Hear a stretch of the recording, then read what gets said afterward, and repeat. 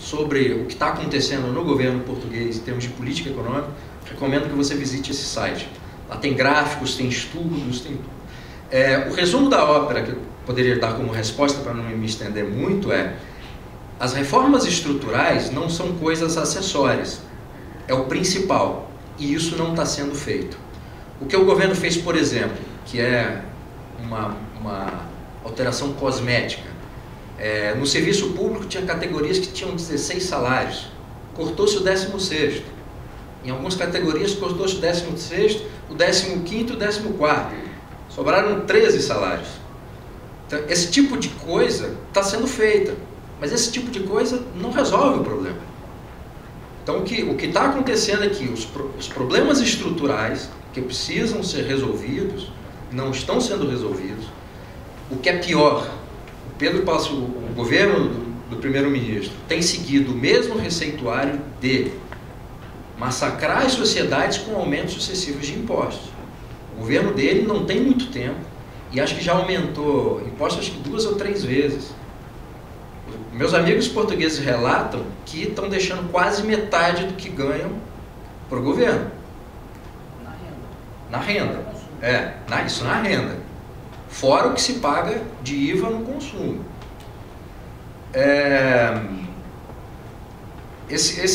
Assim, de liberal esse governo não tem absolutamente nada. Não é um governo que sequer tem como matriz ideológica uma postura, seja conservadora ou seja liberal. O PSD é um partido social-democrata, declaradamente. E em termos ideológicos, segundo o relato desses meus amigos portugueses, e depois eu tive curiosidade de visitar os sites e ver o programa ideológico e partidário de todos os partidos portugueses, o PSD foi um deles. O partido sempre se caracterizou no discurso político e nas atitudes políticas, nos atos políticos, como um partido pragmático. Tem um problema? Resolve. Foi mais ou menos o que o PSDB fez no Brasil. Não fez privatização por um princípio de que é ruim você ter empresas públicas moderando ainda mais aquela sociedade que a sustenta. Fez porque não tinha jeito, era preciso fazer aquilo. Era um problema a ser resolvido, né? O PSD em Portugal partilha muito dessa mentalidade social-democrata. E esse governo, quando eu falo que está fazendo tudo errado, obviamente é uma generalização para poder realçar o ponto. Não está fazendo tudo de errado porque as reformas estruturais que foram prometidas e que são absolutamente necessárias, eles não estão mexendo. Eu ia fazer essa intervenção econômica aqui. É verdade que o Pedro Passos Coelho está falando em cortar gastos, mas ele já implementou aumento de impostos. Isso aí já está implementado. Tanto corte de gastos como... Mas o corte de gastos ainda tem que ser aprovado. E os que já ocorreram, é isso que o Bruno falou, são coisas ali pontuais, cortar 16º salário de funcionário público e tal. Agora, aumento de impostos já houve. Você aumentar impostos nunca é receita liberal. Agora, aumentar impostos em meio a uma recessão é suicídio. E para intensificar, aquilo que eu falei, Portugal está em deflação monetária. Se nesse cenário que a quantidade de dinheiro na economia está diminuindo, você vai e aumenta impostos, só por um milagre, alguma intervenção sobrenatural, essa economia volta a se recuperar. E isso não está visível por enquanto. Você não está vendo nenhuma perspectiva de que essa postura do governo vai mudar. Então, só para corrigir, ele fez aumento de impostos e os cortes de gastos que ele falou que ia fazer, os que foram implementados, foram pontuais. Boa tarde, pessoal. Bom, a minha dúvida é a seguinte: primeiro, afirmando que eu concordo com a sua opinião, quanto à tese do PDX, acho que teve a oportunidade de conversar, pessoalmente com ele, e talvez a forma americana dele entender o problema não deu atenção a outro cenário. Ou seja, esse cenário que você poderia passar anos com taxa de juros baixas, Estados Unidos particular, eu acho que é o caso. Mas, diferentemente, o caso japonês, eles são estudados por dificuldade de uma chamada Kyle Bass. Ele é um gestor americano, mora em Dallas, ficou conhecido no mundo afora por fazer aproximadamente $500 milhão operando em títulos de hipotecas imobiliárias. E ele tem uma tese muito interessante sobre o Japão.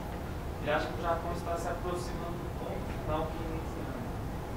No momento no qual o custo de de servir a dívida é superior à força de arrecadação do Estado. Ou seja, é o fim da linha da capacidade do dinheiro, porque o dinheiro tem até limite nesse sentido. Há um momento no qual o custo de servir essa dívida excede a capacidade do governo de arrecadar impostos e até aumentar a sua pressão. Então, eu gostaria que você comentasse esse cenário, que ele antevê para alguns poucos meses, né? Inclusive à luz do ouro. Por quê? Porque o Japão tem fundos de profissionais, trabalhadores, pensionistas, que poderiam imaginar o seguinte: bom, vou fazer um hedge, certo? Vou me proteger da inflação comprando ouro. E essa força compradora poderia ser de proporções éticas, digamos assim. Qual que é a sua opinião em relação ao ouro, em relação à desvalorização dele, a um cenário de, digamos assim, ponto final? Eu concordo com o cenário de ponto final, e isso não é nenhuma novidade. De tempos em tempos, a economia passa por um período de purificação de calote, para que você, depois do calote, possa reiniciar a economia. Como não se faz o que tem que ser feito, né, e você deixa para o último dia, o que acontece é que no último dia aparece sempre uma forma de algum calote, em diversos formatos, e você tem então o reset da economia. Na própria Bíblia, se não me engano, falava do ano do jubileu, que era mais ou menos isso. De 50 a 50 anos tinha lá, é isso, né? Chega um momento que vai lá, pum, dá um calotão e volta tudo. Eu acho que, mas é mais ou menos isso. E isso, até por trás dessa lógica, estão os ciclos de Kondratiev, que eu acredito que tem uma lógica que faz sentido, que são os ciclos de longo prazo, de 50 a 60 anos da economia. Isso era um russo, né, que, na época do comunismo, que contrataram um cara falando assim: descobre aí quais são os problemas do capitalismo. Né? E ele identificou esses ciclos de longo prazo, separou em 4 estações, 4 períodos menores, né? Não tem um prazo certo, mas, sei lá, 15 anos cada período. Um período é de estagflação, o outro é desinflação, depois você tem reflação e você tem deflação, não lembro qual que eu saltei aqui. Mas são 4 períodos muito claros e tem um determinado momento em que você tem esse fenômeno do ponto final, que recomeça de novo o ciclo, porque aí você deu um reset na economia e você volta de novo. Então eu acredito muito nesse cenário, sim. Agora, o que isso significa para o ouro?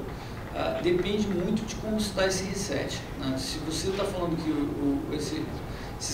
que esse reset aí é calote deflacionário, você elimina uma dívida de um dia para o outro e não paga, etc., o ouro não necessariamente se beneficia dessa, vamos dizer, deflação, né? Agora, se beneficia pontualmente pela crise, pelo estresse, pelo trauma do calote, mas não se beneficia no sentido tradicional do ouro de servir como antimoeda que não perde valor de compra.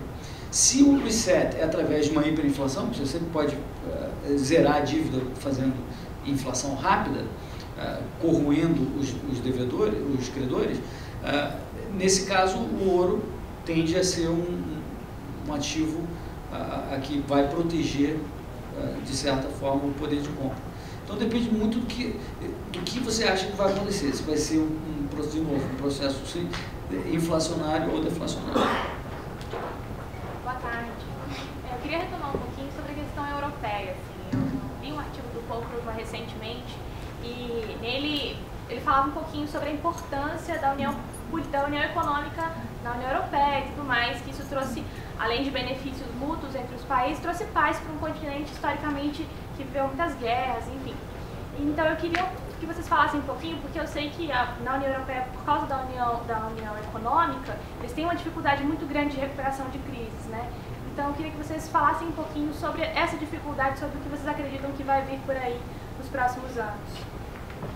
Antes de eu passar para o Bruno, para a parte política, que eu acho que é tão mais importante que a parte econômica, eu queria só responder sobre a parte econômica, de que existe essa impressão de que quando cada país não tem como controlar a sua moeda, você não pode desvalorizar a sua moeda, que isso seria, então, negativo, que como você colocou, né, que dificultaria uma recuperação econômica. Eu discordo completamente dessa tese. Né?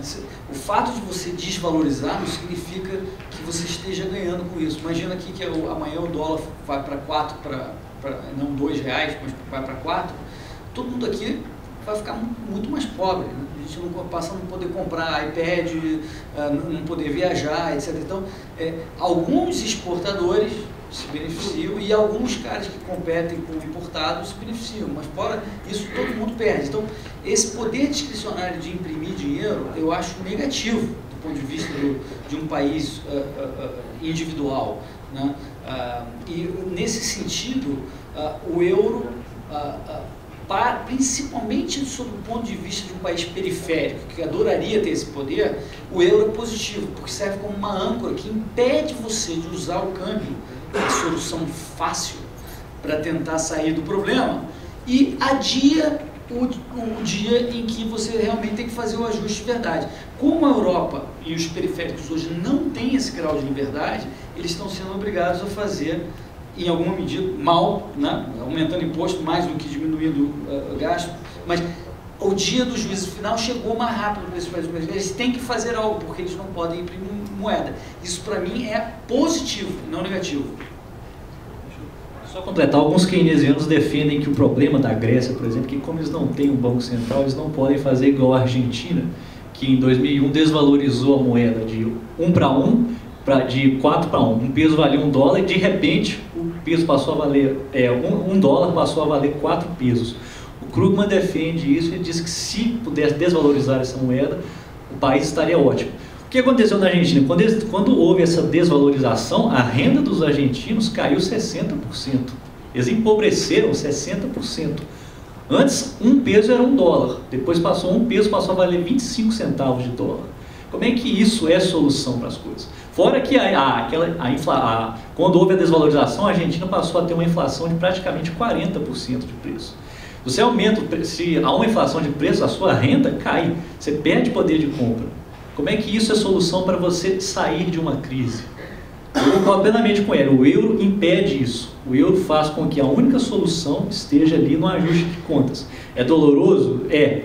Mas é preferível você ter funcionário público tendo corte de gasto do que você desvalorizar a moeda para toda a população e roubar 60% da riqueza delas.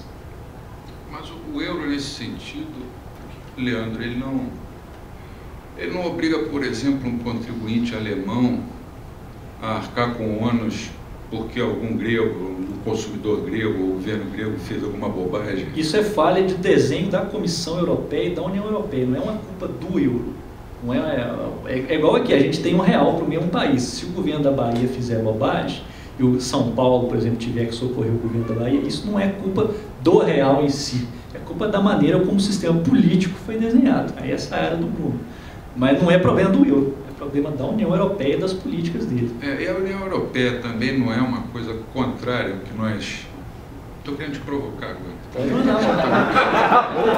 Eu defendo uma moeda, no caso, eu sou defensor do euro justamente por isso que um país não pode desvalorizar. Agora, os problemas políticos da União Europeia, isso é questão de política, mas não necessariamente da moeda. Quando havia um ouro, quando o ouro, se fosse ouro, o dinheiro de toda a Europa, e algum país ficasse em dificuldade, e a Alemanha fosse chamada para socorrer, o problema não estaria no ouro, o problema estaria naquele país que fez lambança e que a Comissão